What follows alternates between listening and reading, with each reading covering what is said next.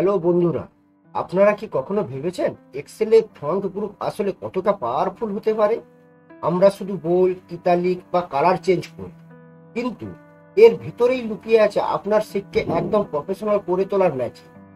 আজ আমি এক এক করে দেখাবো কিভাবে এই ছোট্ট টুলগুলো আপনার ডেটাকে করবে একদম আই ক্যাচি। প্রথমে আমি নাম লিখে নিলাম,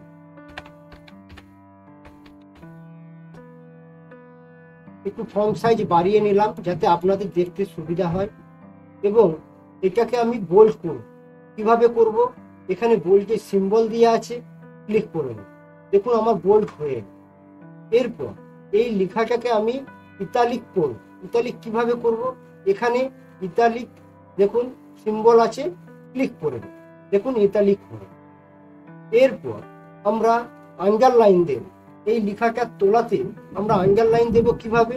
এই আন্ডারলাইনে দেখুন আন্ডারলাইন, সিঙ্গেল আন্ডারলাইন, ক্লিক করলাম, সিঙ্গেল আন্ডারলাইন চলে এসছে। এখানে আরো একটা আছে দেখুন ডবল আন্ডারলাইন, আমি এই ডবল আন্ডারলাইনে ক্লিক করলাম, দেখুন ডবল আন্ডারলাইন আমার চলে এসেছে। এরপরে আমরা স্ট্রাইক থ্রো করব। স্ট্রাইক থ্রো কিভাবে করব না, ফন্ট গ্রুপের রাইট কর্নারে লঞ্চার বটন আছে, এই লঞ্চার বটনে ক্লিক করব। ক্লিক করবার পর দেখুন এই ফন্টে স্ট্রাইক থ্রো চেক করে দিতে হবে। চেক করবার পর এখানে প্রিভিউ দেখান, প্রিভিউতে দেখুন কিরকম ভাবে দেখাচ্ছে, দিয়ে ওকে করে দিতে হবে। দেখুন ফন্ট গ্রুপ একটু বাড়িয়ে নিই যাতে আপনাদের দেখতে সুবিধা হয়। দেখুন আমার লেখাটার উপরে একটা আন্ডারলাইন চলে গেছে, এটাকে স্ট্রাইক থ্রো বলে। এরপর দেখবো আমরা সুপারস্ক্রিপ্ট। সুপারস্ক্রিপ্ট কিভাবে করব? দেখুন এখানে আছে H2, কিন্তু টুটা কিভাবে লেখা হয়? টুটা এইচ এর মাথার উপরে থাকে, তো আমরা টুটাকে মাথার উপরে নিয়ে যাব কিভাবে? তো সেক্ষেত্রে আমরা টুটাকে সিলেক্ট করে নেব, দিয়ে এই লঞ্চারে ক্লিক করব, দিয়ে দেখুন এখানে আছে সুপারস্ক্রিপ্ট, এখানে চেক করে দেব, দিয়ে ওকে করে দেব, দিয়ে এটাকে একটু বোল্ড করে দেবো যাতে আপনাদের দেখতে সুবিধা হয়। এরপরে আছে কার্বন ডাই অক্সাইডের সংখ্যা CO2। তো CO2 আমরা এটাকে টুটা নিচে থাকে, ওয়ের নিচে থাকে, তো সেটা আমরা কিভাবে করব?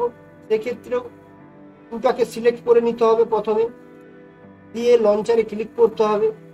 এখানে দেখুন সাবস্ক্রিপ্ট আছে, এই সাবস্ক্রিপ্টকে চেক করতে হবে, দিয়ে ওকে করে দিতে হবে। ফন্ট সাইজ বাড়িয়ে নিই যাতে আপনাদের সুবিধা হয় দেখতে। দেখুন এটা আমার নিচে চলে এসেছে। তো এইভাবে সুপারস্ক্রিপ্ট, সাবস্ক্রিপ্ট এবং স্ট্রাইক থ্রু করা সম্ভব। এরপর আমার কাছে একটা ডেটা আছে, এই ডেটাটাকে আমরা ফরম্যাট করব, ফরম্যাট করে প্রফেশনাল লুক দেওয়ার চেষ্টা করব। চলুন দেখা যাক। প্রথমে আমার ডেটার উপরে হেডিং রয়েছে, এই হেডিংটাকে আমি সিলেক্ট করে নেব। এই হেডিংটাকে সিলেক্ট করে নিয়ে ফন্ট সাইজ আগে আমি ফন্ট সিলেকশন করে নিই, কি ফন্ট দেব। বিভিন্ন ধরনের ফন্ট আছে, আমি যে ফন্টে রাখতে চাইবো সেই ফন্টে দেখাবো। তো প্রথমে আমি আমার এরিয়াল ব্ল্যাক ফন্টটা আমি বেছে নিলাম। এরপর আমি ফন্ট সাইজ বাড়িয়ে নিলাম।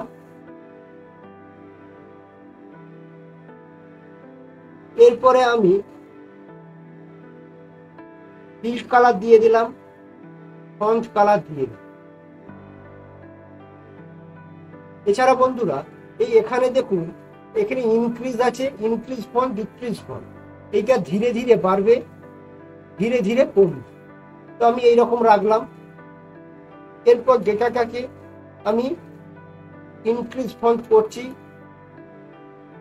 এরপরে পুরো ডেটাটাকে আমি সিলেক্ট করে নিলাম, দিয়ে অল বর্ডার দিয়ে দেব। এখানে আছে অল বর্ডার, এই অল বর্ডারে গিয়ে ক্লিক করে দেব। দেখুন বন্ধুরা আমার ডেটাটা আগের থেকে অনেক দেখতে সুন্দর লাগছে এবং প্রফেশনাল লুক দেওয়া হয়েছে। এরপরে আমরা যেটা দেখব, এই অল বর্ডারে, এই বর্ডারে অনেকগুলো ফাংশন আছে। আমরা অল বর্ডার ব্যবহার করলাম, যদি বর্ডার না দিতে চাই তাহলে নো বর্ডার দিয়ে দেবো। এরপরে আমরা যেগুলো দেখব আউটসাইড বর্ডার আর থিক আউটসাইড বর্ডার, এই দুটো জিনিস কি? ধরে নেন আমি এখানে আউটসাইড বর্ডার দিলাম। দেখুন আমার আউটসাইড বর্ডার দেওয়া হয়ে গেছে, কিন্তু এইটাকে যদি আমি ঠিক আউটসাইড বর্ডার দিই, সেক্ষেত্রে দেখুন এই বর্ডারের তুলনা এই বর্ডারটা অনেকটা মোটা। এটা ওই জন্য এটাকে বলা হয় ঠিক আউটসাইড বর্ডার, আর এটাকে আউটসাইড বর্ডার, কারণ এটা পাতলা, এটার তুলনায় অনেকটাই পাতলা। এইগুলো এডিটিং এর কাজে লাগে। আশা করি আপনারা বুঝতে পেরেছেন। দেখুন নো বর্ডার করে দিতে আমার বর্ডার চলে গেছে। এরপরে আমরা দেখব বর্ডারে ড্র বর্ডার। এডিটিং এর কাজে বিশেষভাবে ব্যবহার হয় এই ড্র বর্ডার। এই ড্র বর্ডারের কাজ কি? প্রথমে আমি ড্র বর্ডার নিলাম, নিয়ে দেখুন আমি একটু লাইন টেনে দেখাচ্ছি। লেফট ক্লিক হোল্ড করে টানছি, দেখুন আমার আউটসাইড বর্ডার হয়ে গেছে। এরপরে আমরা ড্র বর্ডার গ্রিড আমি যদি ক্লিক করি এবং আমি যদি এখান থেকে নিই, দেখুন আমার সেলগুলো বর্ডার হচ্ছে। আউটসাইড বর্ডার, আউটসাইড পুরো আউটসাইডটা ঘিরছে।